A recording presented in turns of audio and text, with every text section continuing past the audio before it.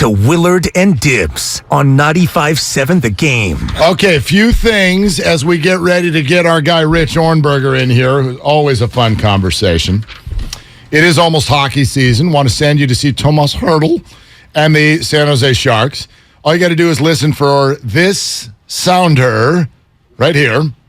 This sounder. This one? Right here.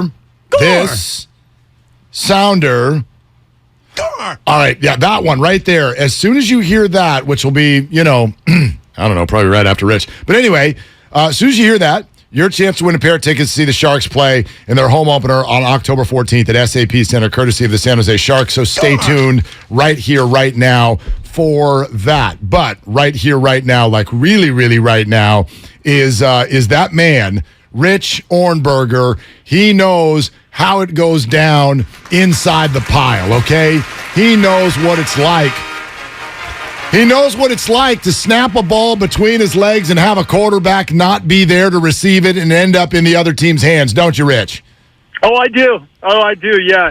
That is a nightmare scenario. Actually, that is nightmare fuel for any center. You'll wake up in a dead sweat thinking about the possibility of accidentally fumbling a snap, bobbling an exchange, firing back a shotgun snap too low, too high, too right, too left. It is the worst feeling in the world. I'm so glad that I talk to fools like you and Dibs here instead of doing that anymore, because I have much less diarrhea as a result. It's funny because as you were laying that out, it reminds me of like dead air in our business where you can't seem to turn the mic on or something. You have something switched wrong on your board and it's like, this thing's not working. So when we look at that snap, how do we know who to blame? Is it Jimmy's hands not snug up underneath his undercarriage, or was the ball snapped into his own biscuits? Yeah. I mean, a little bit of both, honestly. Column A, column B. Good quarterback will never out his center. A good center will never blame his quarterback. So we will never know for sure who's more to blame. Was Jimmy fully committed, like you said? Was he getting snugly up against the bits, or did this thing kind of get yanked on him? It's a very intimate quest. Perfectly honest with you, Dan, and I don't know if I'm at liberty to discuss it openly. No, and I appreciate you not taking us not behind the curtain but under the sheets, and I appreciate that. Inside Rich. the pants, totally. Yeah, Rich Ohrnberger, 6 years in the league, Fox Sports Radio and Extra in San. Oh no, wait, what's your station called now in San Diego? You guys just did a big rebirth. What do we got? Dude, a rebirth in I mean, you could probably hear us up there now. This sucker's called San Diego Sports 760. It's a blow tour. Oh, man. Boy, that feels good, huh? Flex, that's a flex muscle. Jimmy G again. Anyway, so Rich, longtime offensive lineman, Patriots, Chargers. And so, you know what? I also wonder this, because we're getting, as we always do, into the mind of Jimmy Garoppolo, because he sounds a little bit like a different person in front of a microphone this year. He's the backup now, and the 49ers fired him, yet he's still back. So it sounds like there's a little bit more chippiness or freedom, but he also comes from the same school you came from, which is that he was birthed under Belichick, and we know what that means in terms of what you'll say in front of a microphone. So what is your thought on where Jimmy has been and where he might go next in terms of what he'll say?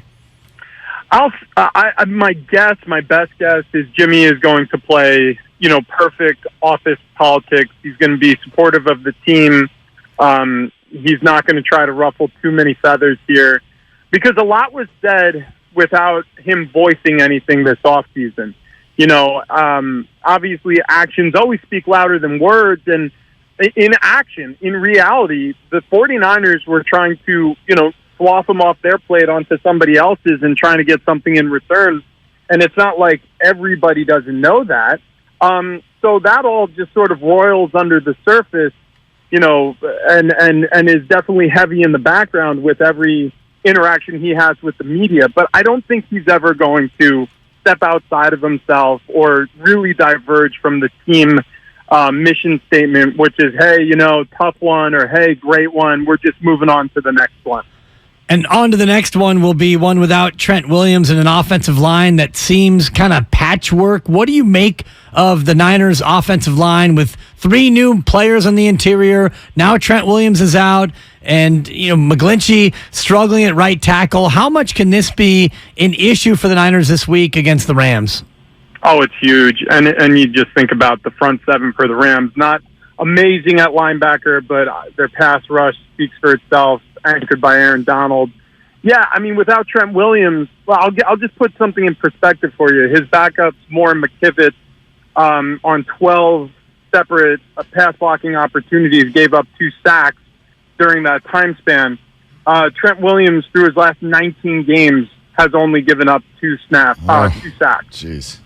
So it just, I mean, that paints the picture, right? You've lost an all-pro, a true great both pass blocking and run blocking, and one of the leaders in that room. Now, look, as you rehab injuries, you definitely get an opportunity to help along young players, but your goal is always to get back to the field as quickly as possible. So with that being the big priority, the deal for the offensive line is, hey, we got to keep the wheels on while he's gone. The unfortunate reality is, with so much inexperience along the offensive line, what coaches often like to do when they're missing a great player in one position on the offensive line is start really reshuffling the deck. And so you could see players playing out of position in foreign places until Trent returns to the lineup, and that's where things can get pretty hairy up front in terms of communication and guys making mental errors because they're used to being on the right, whereas now they're on the left or what have you. So, yeah, that's going to be a specific position battle. You're going to want to pay attention to what's happening up front when the Niners offense is out there going against that pass rush of the Los Angeles Rams. Rich, no matter who it is at offensive line, I get it. There's an assignment, block your guy. But I wonder, especially the young guys who are being asked to block for Trey Lance, and now you have a totally different style quarterback that gets thrown in there, and the loss of mobility. How does that change the offensive lineman's job? It's completely different. You're talking about obviously a whole different set of plays in the playbook for Jimmy Garoppolo, as compared to Trey Lance.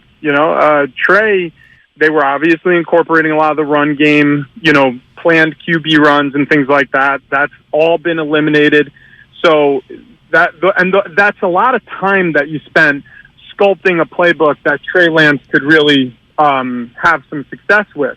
And so all that time that you spend building that is all put on the shelf now until he's back healthy, which presumably will be next year. And you got to get back to what you were doing with Jimmy G. Well, not everybody on this offense was working with Jimmy G predominantly. You have young guys out there. We discussed that. So, yeah, it changes a lot. It changes a whole lot. It's difficult to do it in-game, but it's survivable.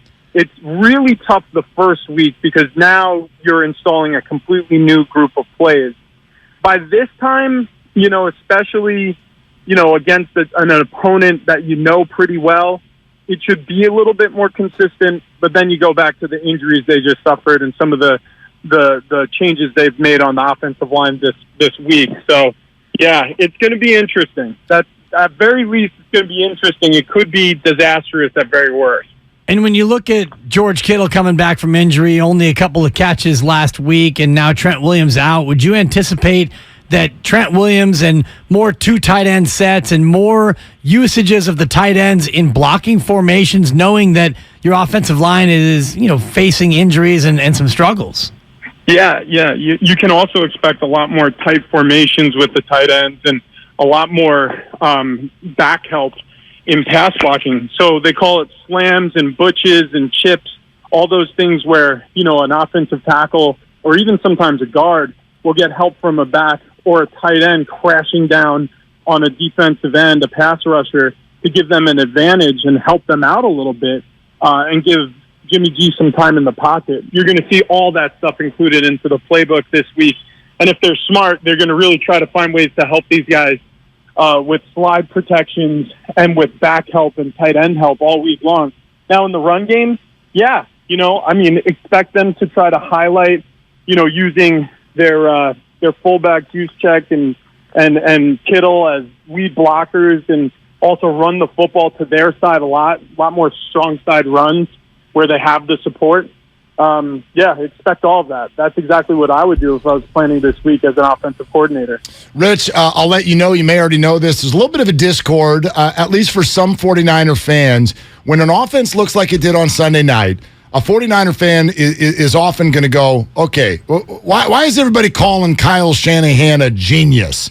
But you know this. In league circles, he's thought of a certain way as a play caller. Fans right now are really questioning that.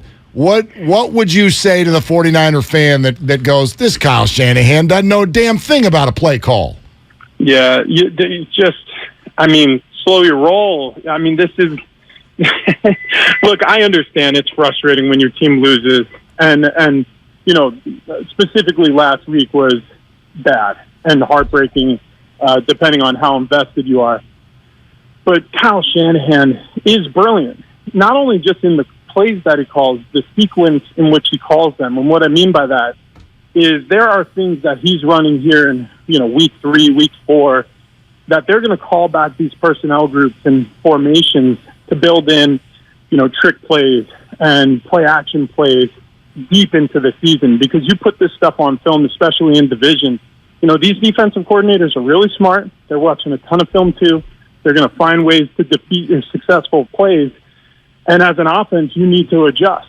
He looks at the game field like a chessboard. He's got 22 pieces to work with in terms of his offense 11 and what the 11 defenders are going to do against his guys. And he really does operate that way. He tries to stay one snap ahead of the defense. And I have ultimately tremendous amount of respect for the way he handles himself and handles game calls as a coordinator and as a head coach. I don't know. I think people are very reactionary, especially when your team gets out to a sluggish start. But I say let it bake, and hopefully with some more help, you could see the full and complete, outcome or success that this offense is capable of. Rich, we love having you. Did you also, when you were talking about blocks there for a second, did you say smashes and chips? Did you say that? Because I was just also butches. Yeah, I was smashing some chips right before you came on, as you know. Yes. If there's one thing, and Gibbs knows this from working with you. Yeah. Mark eats from the moment the microphone opens until the broadcast is over. That guy eats more kale salad than potato chips than any human being on air. A lot of apples, a lot of leftovers. Actually, Mark's the only reason why we have commercial breaks. That way he can eat. Yep. Thank God. Thank God we've got advertisers. Thank God for the sponsors. Thank God for you, Rich. Thank God for you. Thank you, guys. Anytime. All right, there he goes. Flamethrower. He's a flamethrower.